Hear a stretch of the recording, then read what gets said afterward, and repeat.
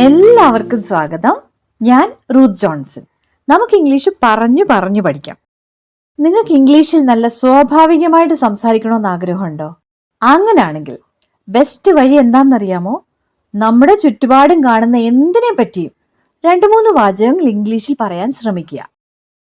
അതിൻ്റെ നിറം എന്താണ്, അതെവിടെയാണ് ഇരിക്കുന്നത്, അതിൻ്റെ തൊട്ടടുത്ത് എന്താണുള്ളത്, ഇതുപോലുള്ള കൊച്ചു കൊച്ചു കാര്യങ്ങൾ. ഇങ്ങനെ ചെയ്താൽ വളരെ എളുപ്പത്തിൽ ഇംഗ്ലീഷ് പഠിക്കാൻ പറ്റും. അപ്പൊ അതെങ്ങനെയാ ചെയ്യുക? ഞാൻ കാണിച്ചു തരാം കേട്ടോ. ഉദാഹരണത്തിന് ദാ ഈ വെള്ളക്കുപ്പി, അത് ചുവന്നിട്ടാണ്. കണ്ടിട്ടത് പ്ലാസ്റ്റിക് ആണെന്ന് തോന്നുന്നു. അതിനൊരു കറുത്ത പിരിയടപ്പുണ്ട്. അത് മേശപ്പുറത്തൊരു പൂച്ചട്ടിയുടെ തൊട്ടടുത്താണ് ഇരിക്കുന്നത്. ഇത് മലയാളത്തിൽ പറയുന്നതിന് യാതൊരു പ്രയാസവും ഇല്ല. പക്ഷെ ഇത്രയും കാര്യം ഇംഗ്ലീഷിൽ വിവരിക്കാൻ ഒന്ന് ശ്രമിച്ചു നോക്കുന്നോ? വേണമെങ്കിൽ ഒന്ന് പോസ് ചെയ്തിട്ട് പറഞ്ഞു നോക്കിക്കോളൂ. പറ്റുന്നുണ്ടോ? Very good. പറ്റുന്നില്ല എന്നാണോ? ഒട്ടും വിഷമിക്കണ്ട, നമുക്ക് ഒരുമിച്ചൊന്ന് ശ്രമിച്ചു നോക്കാം. പക്ഷെ ഞാൻ പറയുന്നത് ജസ്റ്റ് കേട്ടാ പോരാട്ടോ, എൻ്റെ കൂടെ പ്രാക്ടീസും ചെയ്യണം. റെഡിയാണോ? അപ്പോ ചിത്രത്തിലുള്ള ഈ വാട്ടർ ബോട്ടിൽ ചുവന്നിട്ടാണ്. ഫോട്ടോ ആയാലും ചിത്രമായാലും പെയിന്റിംഗ് ആയാലും എല്ലാത്തിനും നമുക്ക് ഇമേജ് എന്ന് പറയാൻ പറ്റും. അപ്പൊ ചിത്രത്തിലുള്ള വാട്ടർ ബോട്ടിൽ എന്ന് നമ്മൾ ഇംഗ്ലീഷിൽ പറയും The water bottle in the image. The water bottle in the image. ഈ പ്രയോഗം ഒന്ന് ഓർത്ത് വെച്ചോട്ടോ. അങ്ങനെയാണെങ്കിൽ കപ്പിലുള്ള ചായ എന്നെങ്ങനെ പറയും? The tea in the cup. The tea in the cup. അപ്പോൾ ക്ലാസ്സിലുള്ള വിദ്യാർത്ഥി എന്നെങ്ങനെ പറയും? The student in the class. The student in the class. അപ്പോൾ ചിത്രത്തിലുള്ള വാട്ടർ ബോട്ടിൽ ചുവന്നിട്ടാണ് എന്നെങ്ങനെ പറയും? The water bottle in the image is red. The water bottle in the image is red. അങ്ങനെയാണെങ്കിൽ ചിത്രത്തിലുള്ള flower pot വെളുത്തിട്ടാണ് എന്ന് ഇംഗ്ലീഷിൽ നിങ്ങൾക്ക് പറയാൻ പറ്റില്ലേ? അപ്പോൾ വീഡിയോ ഒന്ന് പോസ് ചെയ്തിട്ട് ചിത്രത്തിലുള്ള ഫ്ലവർ പോട്ട് വെളുത്തിട്ടാണ് ഇത് ഇംഗ്ലീഷിൽ എഴുതി കമന്റിൽ ധൈര്യമായിട്ടിട്ടോളൂ. ഇതാണ് ആദ്യത്തെ പ്രാക്ടീസ് നമ്പർ 1. എഴുതി കഴിഞ്ഞോ? അപ്പോ the water bottle in the image is red. അതിനൊരു കറുത്ത പിരിയടപ്പുണ്ട്. അടപ്പിനാണ് ലിഡ് എന്ന് പറയുന്നത്. പിരിയടപ്പാണെങ്കിലോ സ്ക്രൂ ഓൺ ലിഡ് അല്ലെങ്കിൽ സ്ക്രൂ ടോപ്പ് ലിഡ് എന്നൊക്കെ പറയും. നമുക്കിവിടെ സ്ക്രൂ ഓൺ ലിഡ് തന്നെ ഉപയോഗിക്കാം. ഇവിടെ ഒരു കാര്യം നമുക്ക് മനസ്സിലാക്കാനുണ്ട്. അതിന് ഉണ്ട് എന്ന് പറയുന്നതിനാണ് ഇറ്റ് ഹാസ് എന്ന് പറയുന്നത്. അതിന് ഉണ്ട്. എന്തുണ്ട്? ഒരു കറുത്ത പിരിയടപ്പ്. അപ്പൊ പറയാം it has A black screw on lid. It has A black screw on lid. അതിന് ഒരു കറുത്ത പിരിയടപ്പുണ്ട്. അപ്പോ ഈ പേനയ്ക്കൊരു ക്യാപ്പ് ഉണ്ട് എന്നെങ്ങനെ പറയും? This pen has a cap. This pen has a cap. അപ്പൊ അയാൾക്ക് കറുത്ത താടിയുണ്ട് എന്നെങ്ങനെ പറയും? അയാളായതുകൊണ്ട് he. He has a black beard. He has a black beard. താടി മീശയുടെ വാക്കാണ് beard. അപ്പോൾ it has, he has ഒക്കെ മനസ്സിലായല്ലോ. അതിനുണ്ട്, അയാൾക്കുണ്ട് എന്നൊക്കെ പറയാനായിട്ട്. അപ്പൊ ഇവിടം വരെ നമ്മൾ എന്തൊക്കെയാ കണ്ടത്? The water bottle in the image is red. It has a black screw-on lid. ഇനി അതെവിടെയാണ് ഇരിക്കുന്നത്? അത് മേശപ്പുറത്താണ് ഇരിക്കുന്നത്, ഒരു പൂച്ചട്ടിയുടെ തൊട്ടടുത്തായിട്ട്. അത് മേശപ്പുറത്താണ് ഇരിക്കുന്നത്. It is sitting on a table.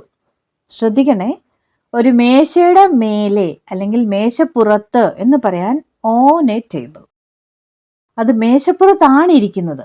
It is sitting on a table. അപ്പൊ സോഫയുടെ മേലെ എന്നാണെങ്കിലോ on a sofa. അപ്പോ പൂച്ച ഒരു സോഫയുടെ മേലെ ഉറങ്ങുകയാണ് എന്നെങ്ങനെ പറയും? പൂച്ച ഉറങ്ങുകയാണ്.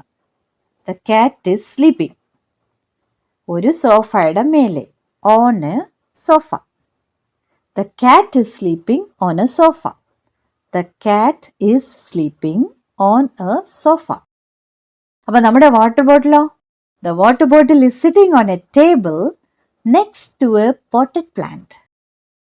Next to a potted plant എന്ന് പറഞ്ഞാൽ പൂച്ചട്ടിയുടെ തൊട്ടടുത്ത്. നെക്സ്റ്റ് ടു, തൊട്ടടുത്ത്.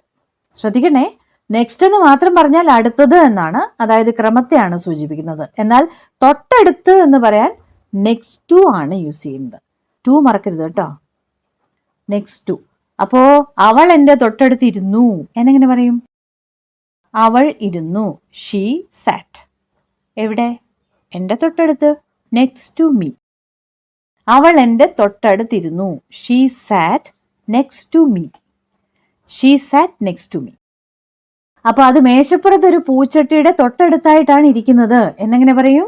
It is sitting on a table next to a potted plant. It is sitting on a table next to a potted plant. അങ്ങനെയാണെങ്കിൽ ഈ പൂച്ചട്ടി ഒരു മേശപ്പുറത്ത് ഒരു വാട്ടർ ബോട്ടിലിന്റെ തൊട്ടടുത്താണ് ഇരിക്കുന്നതെന്ന് എങ്ങനെ പറയും? അതൊന്ന് എഴുതി കമന്റിൽ ഇട്ടോളൂ കേട്ടോ. പോസ് ചെയ്തിട്ട് എഴുതിക്കോ. പോട്ടഡ് പ്ലാന്റ് മേശപ്പുറത്ത് ഒരു വാട്ടർ ബോട്ടിലിന്റെ അടുത്താണ് ഇരിക്കുന്നത്. കഴിഞ്ഞോ? ഇനി വീണ്ടും നമ്മുടെ വാട്ടർ ബോട്ടിലിന്റെ അടുത്തേക്ക് വരാം. നമുക്ക് പറയണം, അത് കണ്ടിട്ട് പ്ലാസ്റ്റിക് കൊണ്ടുണ്ടാക്കിയതാണെന്ന് തോന്നുന്നു. It looks like it is made of plastic. It looks like. കണ്ടിട്ട് ഇന്നതുപോലെ തോന്നുന്നു, അല്ലെങ്കിൽ ലക്ഷണം കണ്ടിട്ട് ഇന്നതാണെന്ന് തോന്നുന്നു എന്നൊക്കെ നമ്മൾ ഊഹിച്ച് പറയത്തില്ലേ? അവിടെ നമുക്ക് ഉപയോഗിക്കാൻ പറ്റിയ ഒരു യൂസേജ് ആണ് it looks like. It looks like. കണ്ടിട്ട് മഴ പെയ്യുന്ന ലക്ഷണമുണ്ട്. It looks like it's going to rain. It looks like it's going to rain. It is going to rain എന്നുള്ളത് ചുരുക്കി നമ്മൾ ഇറ്റ്സ് ഗോയിങ് ടു റെയിൻ എന്ന് സ്റ്റൈലായിട്ട് പറഞ്ഞതേ ഉള്ളൂ. കണ്ടിട്ട് അയാൾ അവളുടെ ഭർത്താവാണെന്ന് തോന്നുന്നു. It looks like he's her husband. It looks like he's her husband. അങ്ങനെയാണെങ്കിൽ ഈ ഫ്ലവർ പോട്ട് കണ്ടിട്ട് സെറാമിക് കൊണ്ടുണ്ടാക്കിയതാണെന്ന് തോന്നുന്നു എന്നെങ്ങനെ പറയും? നിങ്ങൾക്ക് ട്രൈ ചെയ്യാം. പോസ് ചെയ്തിട്ട് എഴുതിക്കോളൂ. ഈ ഫ്ലവർ പോട്ട് കണ്ടിട്ട് സെറാമിക് കൊണ്ടുണ്ടാക്കിയതാണെന്ന് തോന്നുന്നു. അപ്പൊ നമ്മുടെ വാട്ടർ ബോട്ടിലിനെ പറ്റി നമ്മൾ പറഞ്ഞ ഇത്രയും കാര്യങ്ങളാണ്. The water bottle in the image is red. It looks like it's made of plastic. It has a black screw-on lid. It is sitting on a table next to a potted plant.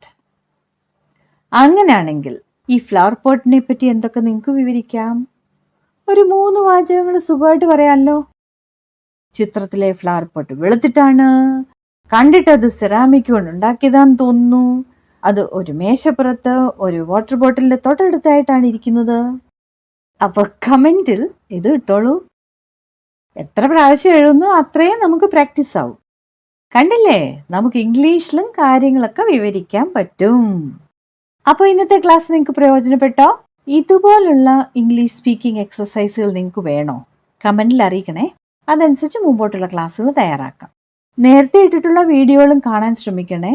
ഉദാഹരണത്തിന് episode 126, അത് ടീച്ചേഴ്സിന് വേണ്ടിയിട്ടുള്ള video ആണെങ്കിലും നിങ്ങൾക്ക് ഒരുപാട് പുതിയ വാക്കുകൾ പഠിക്കാൻ പറ്റും. അപ്പോൾ മറ്റൊരു നല്ല ക്ലാസ്സുമായിട്ട് വീണ്ടും കാണാം. ക്ലാസ്സുകൾ മുടങ്ങാതെ കിട്ടാനായി സബ്സ്ക്രൈബ് ചെയ്തിട്ടുണ്ടല്ലോ. Thanks for watching this channel. See you soon.